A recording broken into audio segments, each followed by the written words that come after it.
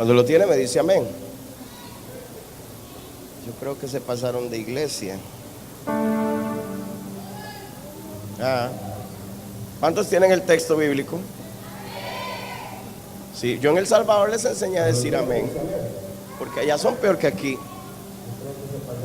Sí, allá decían amén. Yo les enseñé a decir amén. ¿Cuántos tienen la palabra? Porque yo le dije a ellos, así se dice amén en un avivamiento. Cuando Elí oyó el estruendo de la gritería, dijo: ¿qué estruendo de alboroto es este? Y aquel hombre vino a prisa y dio las nuevas a Elí. Era ya Elí de edad de 98 años, y sus ojos se habían oscurecido, y de modo que no podía ver. Dijo pues aquel hombre a Elí: yo vengo de la batalla, he escapado hoy del combate. Y Elí dijo: ¿qué ha acontecido, hijo mío? El mensajero respondió diciendo: Israel huyó delante de los filisteos, y también fue hecha gran mortandad en el pueblo. Y también tus dos hijos, Ofni y Finehas, fueron muertos, y el arca de Dios ha sido tomada. Y aconteció que cuando él hizo mención del arca de Dios, Elí cayó hacia atrás de la silla al lado de la puerta y se desnucó y murió, porque era hombre viejo y pesado, y había juzgado a Israel 40 años. Y su nuera, la mujer de Finehas, que estaba encinta cercana al alumbramiento, oyendo el rumor que el arca de Dios había sido tomada y muerto su suegro y su marido, se inclinó y dio a luz, porque le sobrevinieron los dolores de repente. Y al tiempo que moría, le decían las que estaban junto a ella: no tengas temor, porque ha dado a luz un hijo. Mas ella no respondió ni se dio por entendida, y llamó al niño Icabod, diciendo: traspasada es la gloria de Israel, por haber sido tomada el arca de Dios, y por la muerte de su suegro y su marido. Dijo pues: traspasada es la gloria de Israel, porque ha sido tomada el arca de Dios. Amén y amén. Terrible noticia, mis hermanos, la que vemos en este pasaje. La palabra de hoy es una palabra de advertencia, y es una palabra que está buscando sobre esta casa alinear cosas, pero también quiere hacernos un aviso. Y es que una de las tragedias más grandes que el pueblo de Dios experimentó, aparte de tener un sacerdocio profano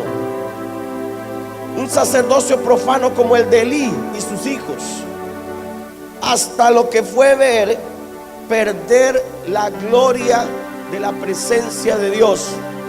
Todos aquí sabemos, porque en esta iglesia se predica mucho de eso, que el arca de Dios, y la pastora estuvo enseñando cuando yo no estuve, y la vieron aquí, el arca de Dios representaba la presencia de Dios en medio del pueblo de Israel. No podía ser llevada ni tocada por cualquier persona. Pero esta arca, cuando el pueblo de Dios salió a la batalla contra los filisteos, fue tomada. Los hijos de Elí murieron. Era una profecía que ya él sabía, porque Samuel se la había dado cuando era un niño. Samuel le dijo a Elí que Dios había determinado cortar su sacerdocio, y que señal de eso era que sus hijos morirían. Pero lo que sorprende más a Elí no es que los hijos murieran. Lo que hace que Elí caiga de espaldas y muera es cuando se da cuenta que el arca fue tomada. Eso fue lo que impresionó más el corazón de Elí, que la presencia de Dios fuera quitada de en medio del pueblo. Segundo, la nuera, la esposa de Fines, su hijo, no se sorprende cuando oye que el suegro murió y el marido murió. Cuando oye que el arca fue tomada, la presencia de Dios fue tomada del pueblo, ella empieza a dar a luz. Síntomas de aborto vinieron a su vida y entonces comenzó a parir, al punto que ella murió dando a luz a este hijo. Estaba tan impactada, hermanos, tan impactada de lo que estaba pasando, que ella no estaba consciente de si estaba teniendo un bebé o no. Ella lo que estaba era pensando en que el arca de Dios había sido tomada. ¿Qué representaría eso? Ella lo menciona y lo hace en una sola palabra cuando dicta ese nombre. La Biblia dice que ella le puso ese nombre a su hijo, pero yo creo que lo que ella estaba diciendo era lo que estaba pasando en Israel en ese momento, porque dice que ella no estaba lúcida porque estaba muriendo. Y ella dijo Icabod. Icabod dijo, porque traspasada ha sido la gloria de Israel. Pero eso no significa Icabod. Icabod significa sin gloria. Sin gloria. Icabod significa sin presencia de Dios. Y entonces lo peor que puede experimentar la iglesia no solo es, hermanos, que por allá algún hermano decidiera desertar. Eso pasa. Por allá que alguna persona se enfermara y muriera en la congregación y qué duro es, pero eso también se repone. Que le quiten el lugar donde se reúna, que le manden una carta de desalojo. Pueden pasar muchas cosas en una iglesia, pero lo peor que le puede pasar a una iglesia es perder la presencia de Dios. Ellos tenían un sacerdocio erróneo, malo. Los hijos de Elí se acostaban con las mujeres en la entrada del pueblo, del templo. Los hijos de Elí tocaban la ofrenda del Señor. Tomaban de lo que no podían tomar y se lo comían. Ellos eran, la palabra es profanos. Profanos, diga profanos. Lo peor que hoy podríamos experimentar, tiempo de milagros como iglesia, es que la presencia de Dios ya no esté aquí. Yo no sé si usted entiende, pero esto sería tan trágico como ver a Elí irse para atrás y desnucarse, a esta mujer parir. No lo sorprendió que sus familiares murieran, lo sorprendió que la presencia de Dios no estuviera en medio del pueblo de Dios. ¿Cuál es tu reacción al pensar que la presencia de Dios no esté aquí? Porque si la presencia de Dios ya no estuviera aquí, o fuera traspuesta o movida, que Dios nos libre de vivir un acontecimiento como ese. Usted sabe, hermano, después de haberla sentido, después de haberla vivido, después de haber tenido las experiencias que hemos tenido, después de haber oído tantas promesas de Él, después de haber estado aquí bajo la gloria de su presencia, de experimentar el toque de su gloria, oír que nos volvamos nosotros un Icabod, escuchar que alguien escriba una historia y diga, ellos fueron tiempo de milagros. Antes, hace años, en ese lugar se sentía la gloria de Dios. Qué triste convertirnos, mis hermanos, en una estadística fallida. Qué triste convertirnos en algo que solo queda para el recuerdo. La palabra enseña que la condición de los hijos de Elí era profano, o sea, sin temor. No tenían respeto por lo santo. Está aquí. La presencia de Dios estaba ahí, pero ellos no respetaban la presencia de Dios. Aunque ellos portaban el arca, ellos no valoraban el arca. Ellos no valoraban la gloria. Ellos no valoraban la presencia de Dios. Y la iglesia de este tiempo, mis hermanos, podría caer en ese error. acostumbrarse a la presencia de Dios, acostumbrarse a la gloria de Dios y no valorar que este mover no está en cualquier parte. No valorar ni reconocer que este mover no es en todos los lugares donde está. Hay gente que desea esto que tenemos aquí. Hay gente que anhela que el Espíritu de Dios venga a su iglesia como Él viene a esta.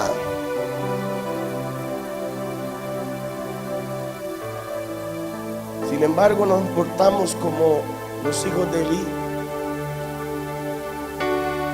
y no entendemos que podría ser traspuesta la gloria por alguno de nosotros. Lo que los hijos de Elí hacían es hoy subir a este altar sabiendo que estoy fornicando, sabiendo que estoy pecando. Es traspasar la gloria, es ser un Icabod, subir a este altar y tener un corazón incorrecto para ministrar a Dios. Ahora bajemos del altar, estar aquí abajo con un corazón incorrecto para adorar, porque prefiero tener la amargazón con mi hermano que pedirle perdón, humillarme para poder estar delante del que verdaderamente merece que yo esté apto para él. Porque prefiero continuar en el pecado y me es difícil y digo que es muy duro, pero ¿por qué? Entonces, ¿qué representa la presencia de Dios para mí? Entonces me voy a volver un Icabod solamente porque no valoro la gloria, no valoro su presencia. Está aquí, ya se fue. Hebreos 12:16. Hebreos 12:16 dice: no sea que haya algún fornicario o profano como Esaú, que por una sola comida vendió su primogenitura. ¿Por quién? ¿Por qué vendió su primogenitura? ¿Sabe qué me reveló el Espíritu Santo? Que la primogenitura es una tipología de la presencia de Dios en nosotros. Para Israel, un primogénito era el heredero de todas las cosas que iban a venir, y él era el que iba a tener la bendición, y él iba a prosperar con todo lo que hacía, porque la bendición iba a estar sobre él. O sea, había una cobertura sobre él. Y cuando el Espíritu Santo me hablaba de esto, me decía: cuando Esaú rechazó la primogenitura, a quien rechazó fue a mí. Voy a decírselo a este lado. Cuando Esaú rechazó la primogenitura, lo que rechazó fue la presencia de Dios sobre su vida, porque era el escogido, era la bendición de Dios sobre él, era la herencia, era todo. Hoy nosotros tenemos la misma herencia. ¿Sabe cómo? La Biblia dice que el Espíritu Santo es las arras de nuestra herencia. Es el adelanto, es la garantía. La primogenitura en aquellos días, cuando un niño nacía, tener la primogenitura era la garantía de que él iba a ser bendecido y que iba a ser heredero de todo. Hoy usted y yo tenemos la garantía. ¿Cuál es la garantía según la palabra? La presencia de Dios, el Espíritu Santo sobre nosotros. Pero Esaú lo cambió por un plato de lentejas. La Biblia llama a Esaú profano, que es sin respeto a lo sagrado, sin entendimiento de lo santo, sin entendimiento de lo verdaderamente digno y santo. Y quizás hoy nos identifiquemos algunos en esta palabra. ¿Cuántos hemos estado actuando de una forma profana en la casa de Dios? Y no solamente en la casa de Dios, fuera de ella también, porque la presencia de Dios no solo está aquí, está con nosotros donde vayamos. ¿Y cuántos hemos profanado? ¿Cuántos hemos cambiado ese espíritu? Hemos cambiado la presencia de Dios por un plato de lentejas, por un viaje a la playa un domingo, por un paseo familiar, por cualquier cosa hemos cambiado.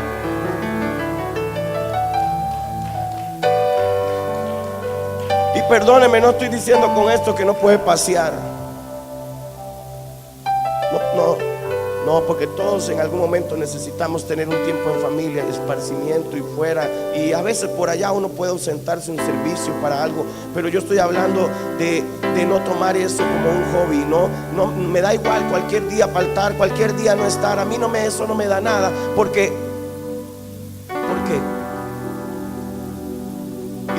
Y tal vez no usemos el faltar a la iglesia, usemos la vida cotidiana.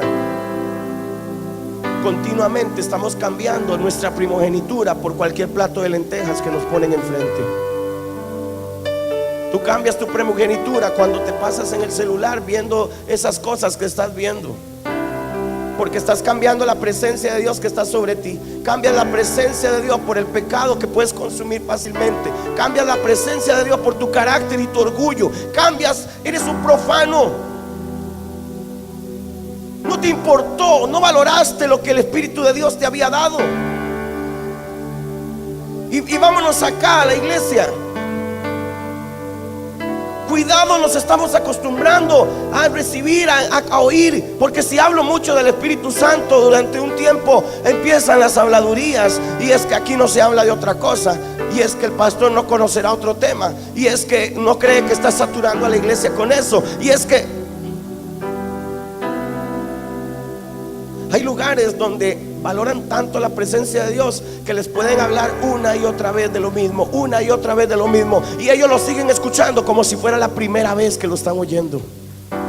¿Cuál es tu actitud? O tu actitud es cuando hablan de esto que estoy hablando, dice: yo ya conozco ese tema, yo ya sé de eso, a mí ya me habían enseñado eso en otro lado, a mí ya el pastor predicó esto el mes pasado, es el mismo mensaje. Y no prediqué el mes pasado. Esto me habló el Espíritu Santo. Se estaba desahogando conmigo. Me dijo: no se vuelvan única voz. No permitan que nada les robe mi presencia. No pierdan el interés y el amor que sienten ahora por cualquier cosa. No olviden cuando sean grandes que soy yo y que no son ustedes. No olviden por cuando vean mi gloria, se deslumbren tanto que después se acostumbren a la luz y ya sepan andar deslumbrados, sin reconocerme, sin amarme, sin manifestarme su amor ni su adoración. La conversación profunda, hermano, con el Espíritu Santo. Se estaba desahogando conmigo. Que la iglesia no entre y no se vuelva única voz. Que no sean profanos. Y dice que Esaú fue desechado y no hubo oportunidad para él del arrepentimiento, aunque la procuró con lágrimas. Esaú procuró con lágrimas volver a recuperar la primogenitura y ya fue demasiado tarde. Si perdemos la presencia de Dios en esta iglesia, vamos a llorar, vamos a gritar, vamos a patalear. Pueden venir los ungidos que quieran aquí, que no va a volver, no lo vamos a recuperar, porque esto es un tesoro y se le da a quien lo valora, lo porta a quien lo reconoce, lo porta y quien lo entiende y quien lo recibe. Jacob quería esa primogenitura. Jacob se metió en problemas por ella. Jacob fue transformado por ella. Que no te topes tú con un Jacob en el camino, que va a luchar por lo que tú tienes hoy, porque tú no lo valoraste. Ay, que sí, hablemos del Espíritu Santo. Sí. Yo me senté un día a hablar con un amigo sobre el Espíritu Santo, y él venía y yo le hablaba y le decía y le enseñaba, hermanos, y un día en un momento dado cortó la conversación y me dice: por momentos me cansas con esto. Hoy su ministerio está acabado, no ha logrado levantarse, no prospera, no está creciendo, está en problemas. Mis hermanos, despreciar la presencia de Dios, no valorar la presencia de Dios, no darle un lugar a la presencia de Dios, Puede ser que el Señor seamos desechados de eso. Sí, hermano, vea, yo sé que yo voy a ir al cielo. Yo sé que sí, pero me estaría perdiendo de algo grande aquí en la tierra. Me estaría perdiendo de disfrutar su presencia aquí en la tierra. Porque eso es ser profano, no valorar lo que es santo, lo consagrado a Dios. Algunos de ustedes manipulan los equipos de aquí y tal vez los ven como un equipo cualquiera, pero ¿sabe una cosa? Estos equipos, hermano, son consagrados para el Señor. Deberíamos tratarlos con amor, cuidarlos, protegerlos, que todo siempre esté bien, porque es del Señor. ¿Está aquí? ¿Cómo podríamos cambiar algo tan maravilloso como su presencia por cualquier cosa? Hágase esa pregunta. Así como una primogenitura es una garantía, su presencia es nuestra garantía en este lugar. Estaba leyendo el libro de Juan en estos días y leyendo un versículo saltó a mi corazón. San Juan 1:14. Puedes ponerlo ahí, por favor. San Juan 1:14. Estaba leyendo y un pronto a otro no lo soporté. Tuve que detenerme ahí y no pude pasar de ahí. Dice: y aquel verbo fue hecho carne y habitó entre nosotros, y vimos su gloria, gloria como del unigénito del Padre, lleno de gracia y de verdad. Pastor, ¿qué lo detuvo ahí? Me detuvo ahí esto. Y vimos su gloria. Y vimos su gloria. Y yo no pude seguir leyendo y empecé a hablarle al Espíritu Santo y le dije: ¿por qué Juan dice que vio tu gloria? Juan dice: y vimos tu gloria. Y yo le dije: entonces, ¿qué veremos nosotros? Porque a él lo vieron en persona. ¿Qué veremos nosotros? Le empecé a preguntar al Espíritu Santo y me dijo: ustedes ven mi gloria, pero la gloria de mi presencia, la gloria del Espíritu Santo, me dijo él. Entonces nosotros podremos hablar como Juan un día y decir que hemos visto su gloria. ¿Cómo la hemos visto, pastor? Porque tenemos al Espíritu Santo, porque aprendimos a darle un lugar, porque creemos en él y lo hemos adorado y le hemos dado un lugar entre nosotros, porque valoramos su presencia. Si ver la gloria del unigénito Hijo de Dios para ellos fue ver al Padre, para nosotros ver la gloria de su presencia, la del Espíritu Santo, es conocer a Jesús profundamente. Dice que Jesús vino para mostrarnos al Padre, pero el Espíritu Santo ha venido para mostrarnos al Hijo de Dios. ¿Y cuál es tu reacción cuando te hablan del Espíritu? ¿Cuál es tu reacción cuando empiezan estos temas? ¿Cuál es tu reacción cuando tú empiezas a escuchar que la gente empieza a hablar de esto? ¿O será que tú eres de los que murmuran, hablando de que se está tocando mucho el tema, o que se está hablando mucho de eso, o que esta iglesia solamente eso habla? Hábleme de otra cosa, pastor. ¿Cuál es tu posición ante la presencia de Dios? Hoy tengo que decir, iglesia, tengan cuidado con dar a luz única voz.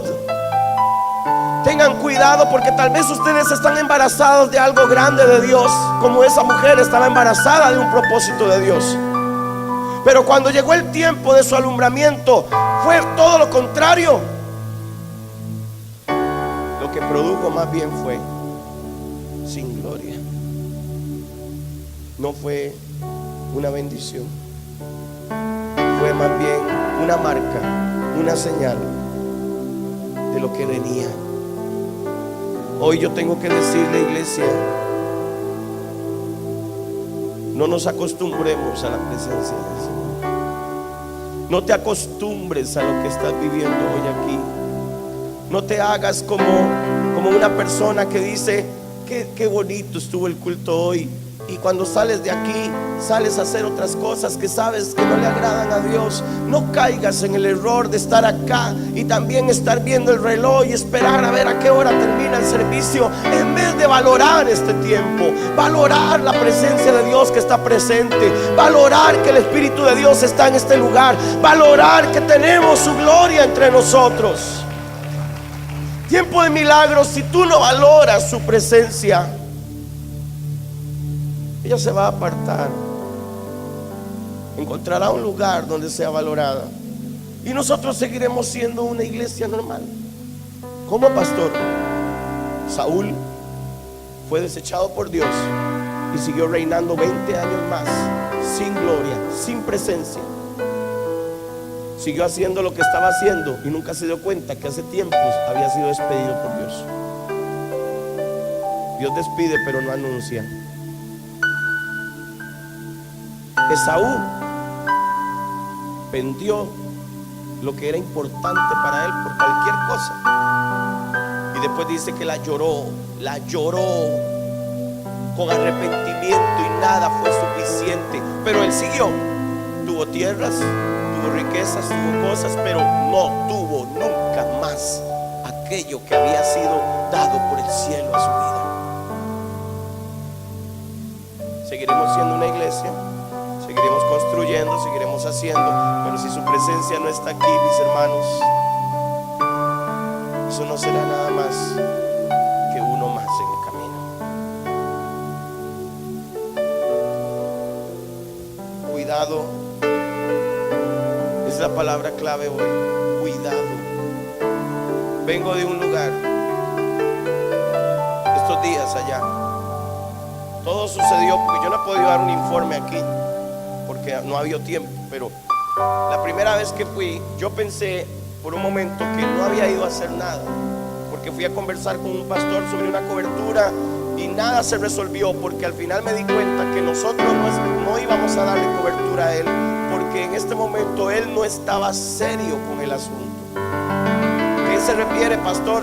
Que su iglesia no está creciendo, su iglesia no estaba buscando, y todo es porque él no estaba. Y cuando le empecé a hablar de esto, para él no fue lo que él quería, no era lo que él buscaba. Él tenía su mentalidad en otras cosas, otros beneficios de una cobertura. Y yo le dije, si no quieres lo que es más importante, no te vamos a dar nada, así que no le vamos a dar cobertura. Y yo me vine muy decepcionado, pero el último día que estuve ahí, el domingo en la noche, Dios me permitió estar en una iglesia donde ya yo había estado antes y había hecho una bonita amistad con el pastor y todo, y una relación bonita y hablando, pero esa noche algo pasó en ese lugar. Yo entendí que tenía que encender la llama de esto ahí y ver qué iba a pasar.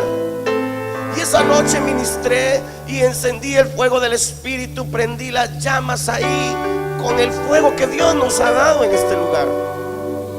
Llevé de este fuego y hablé de los tizones encendidos y que tenían que prenderse. Fui como un carbón encendido buscando tizones apagados que quisieran prenderse. Y mi sorpresa fue que me topé con una iglesia que estaba necesitando eso. Esa noche fue impresionante. La gente rompió su esquema tradicional y iba al frente llorando y desesperadamente pedían al Espíritu Santo que prendiera el fuego de su presencia en sus corazones.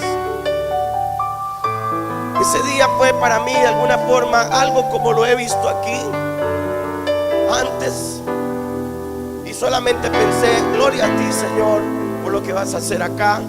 Y solté una palabra. Ellos tenían un congreso de jóvenes la semana pasada y yo solté una palabra porque ellos lo anunciaron antes de que pasara. Y le dije al pastor y a los líderes de jóvenes, el Espíritu Santo me dice que Él le va a dar un giro al congreso de jóvenes y lo va a usar para prender un fuego de avivamiento aquí. Y entonces eso quedó ahí. El domingo, que fue el retiro de mujeres, estábamos alistándonos en la casa y el pastor me llamó, el del Salvador, y me dijo, pastor, se cumplió la palabra que usted dijo, que el Espíritu Santo le iba a dar un giro al congreso de jóvenes. Y le digo yo, ¿cómo así? Qué bueno, gloria a Dios. No, pastor, escuche, que los predicadores que venían estaban en Estados Unidos, pero la mamá se enfermó y dijeron que no podían venir, que suspendiéramos el evento. Pero como se soltó esa palabra el domingo pasado, yo dije, no vamos a suspender. Yo creo que quien tiene que venir es el pastor Jorge Arrieta para venir porque el Espíritu Santo le dio esa palabra a él. Vamos a traerlo a él. Y entonces ellos se organizaron como pudieron, porque no tenían fondos, pagaron el pasaje.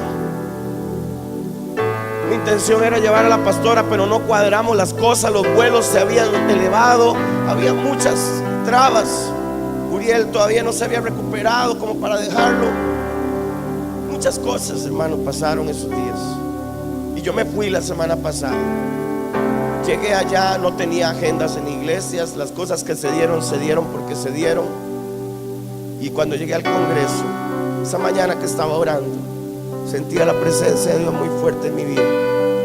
Sentía un fuego interior tan grande que yo decía, oh Espíritu de Dios, yo te siento.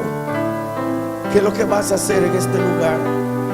Y cuando llegué al Congreso y estaban adorando, yo llevaba un mensaje preparado, pero el Espíritu Santo, yo le estaba diciendo, voy a hablar de Pedro, cómo cambió su identidad. Voy a hablar de Josué, cómo cambió su identidad. Voy a hablar de Moisés. Y empecé a mencionar en mi mente, y estaba ahí orando y preparándome para el mensaje. Y el Espíritu Santo me dijo, no hables de ellos, habla cómo cambié tu identidad. ¿Quién eras tú y quién eres tú hoy? Porque ellos no saben quién eres tú. Cuéntales quién eras tú y quién eres tú ahora. Y cuando yo empecé a hablar eso, hermano, fue algo impresionante. Los jóvenes estaban llorando, los pastores estaban llorando. Y se dio como algo que se empezó a quebrar en el aire y la gente empezó a recibir. Los jóvenes empezaron, cosas que no se veían ahí, empezaron a pasar. En la tarde ministré la unción y muchos recibieron, y eso fue un derramar del Espíritu. Los jóvenes estaban impresionados, ellos quedaron como tocados cuando empecé a hablar de la unción del Espíritu Santo. Había un fuego que se había estado prendiendo desde el domingo que yo estuve allá hasta el Congreso. Cuando llegué a la noche del domingo, al culto que ya era para cerrar la participación, el Espíritu de Dios nos estaba esperando en la iglesia. Entramos a ese lugar y la presencia de Dios era de una forma espesa. El grupo empezó a ministrar, la hija de él, del pastor, era la que estaba ministrando, y ella empezó a cantar y empezó a adorar al Espíritu Santo. Y de un pronto a otro, hermanos, ella quedó acostada en el púlpito, así, acostada, tirada en el púlpito, no podía seguir cantando. Hablaba en lenguas, estaba quebrantada. Volví a ver a los músicos, ya no podían seguir tocando. Las voces estaban arrodilladas. La gente adelante se había tirado al frente. La gloria de Dios estaba cayendo en ese lugar a la mitad del servicio, en la adoración, porque cantaron primero la alabanza y luego entraron en la adoración. Fue como ver, hermanos, algo impresionante, porque eso no se ve ahí en ningún lado. Ahí tienen limitado todo con tiempo. A las 8:30 termine, y que esté cayéndose el techo de la gloria de Dios, pare y termine. Ahí, hermano, todo es así cronometrado. Pero en ese lugar, cuando estábamos ahí, el pastor de la iglesia estaba tirado en el suelo llorando como un niño. La pastora estaba por allá llorando, quebrantada. La gente estaba en el piso tirada. Por allá andaba Charlie también, el que vino aquí, estaba por allá tirado. La novia, todo eso estaba. Y se levanta el pastor del suelo como asustado, y yo lo veo que viene para donde mí, me asusta y me dice: pastor, por favor, agarre el micrófono y haga lo que el Espíritu Santo le diga en este lugar, porque nosotros queremos que el Espíritu Santo haga lo que quiere aquí. Hermano, así en cuestión de minutos me metieron un micrófono aquí y yo empecé a adorar a Dios ahí como se podía, pero es que no se podía hacer nada. Era una presencia de Dios, como cuando entré aquí hoy se sentía. La pastora venía en el carro y decía: aquí se siente algo. Y en la casa estos días he estado buscando al Señor y se siente algo en el aposento.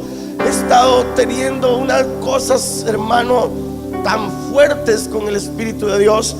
Y cuando estaba ahí empecé a ministrar los milagros. La gente empezó a ser sana. Enfermedades que empezaba a mencionar, la gente venía al frente y decía: yo tengo eso y estoy sana. Y Dios empezó a hacer milagros y la cosa se puso buena. Al final ministramos, les hablé de los dones espirituales, impartimos los dones. La iglesia está empoderada. Y uno dice, el pastor al final se despide y toma el micrófono y él da gracias por todo y dice: estos días que he estado aquí, he llevado al hermano por todos lados. Estos días donde hemos ido a comer, a ver tiendas, porque estaban en Viernes Negro, y él me llevó ahí porque tal vez no sabía qué cosas hacer conmigo mientras llegaban las horas de los cultos. Y él me llevaba a comer, me llevaba a tomar café, andaba conmigo para arriba y para abajo. Nuestras conversaciones siempre fueron el Espíritu Santo y su presencia. Avivamiento.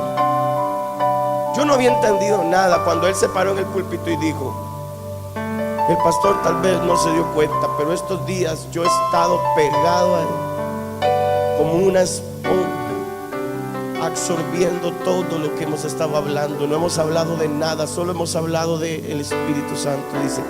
Y yo he estado absorbiendo y tomando. Y él dijo: hoy puedo sentir que en este lugar un avivamiento comenzó, dijo él.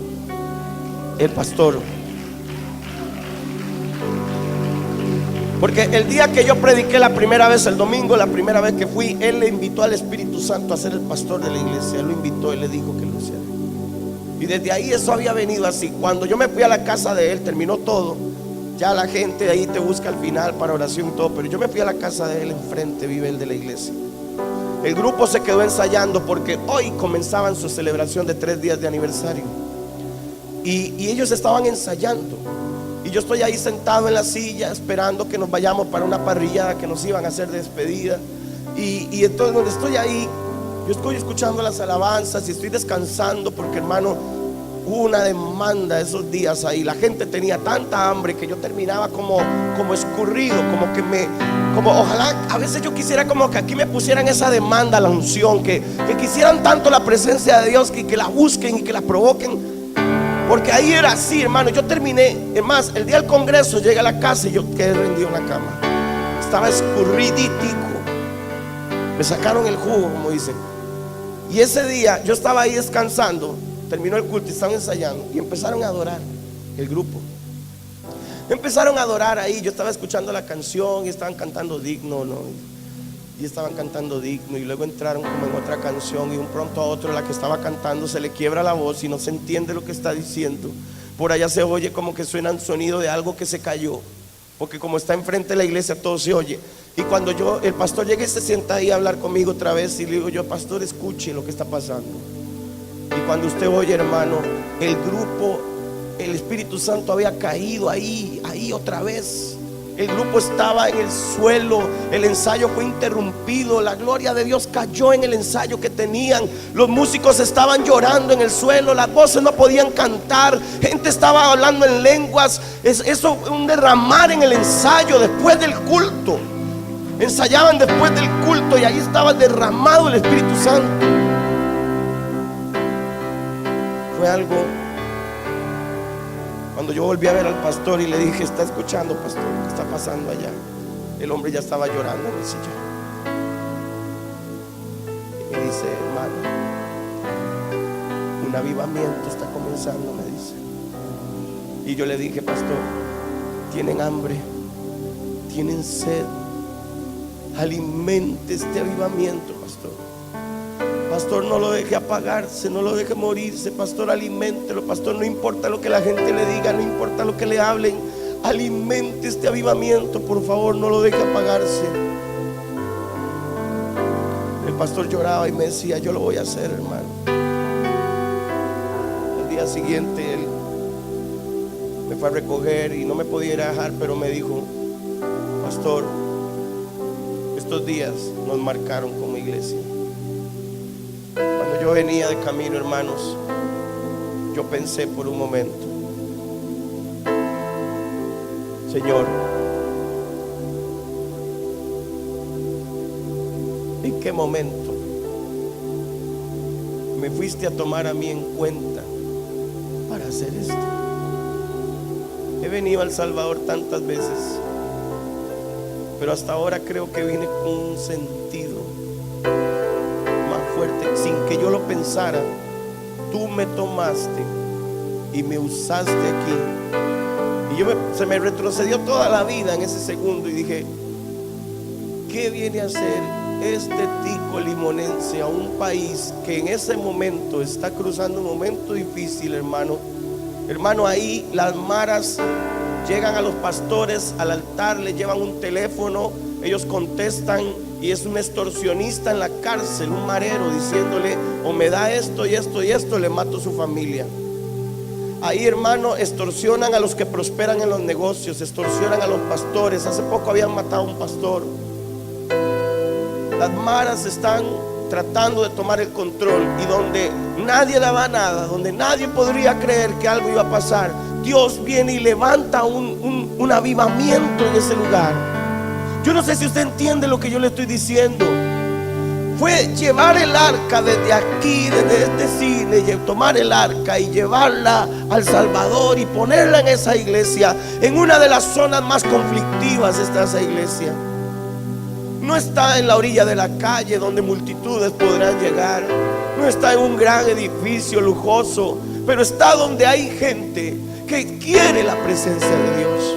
Cuando el culto terminó, la gente me decía: gracias por traernos esto, gracias por dejarse usar, pastor. Y decía: gracias porque habíamos estado orando para que cayera algo como esto aquí donde nosotros. Y yo dije: Señor, yo voy a pensar, Señor, ¿cómo? Yo no podía dejar de pensar en ¿por qué nosotros? Y solo ver y decir: de verdad, Señor, que necesitamos valorar más tu presencia, porque hay gente donde no está esto. Hay iglesias que no están viviendo lo que usted y yo vivimos aquí. Hay iglesias que no tienen esta presencia como usted y yo la tenemos. Hay ministerios, hermanos.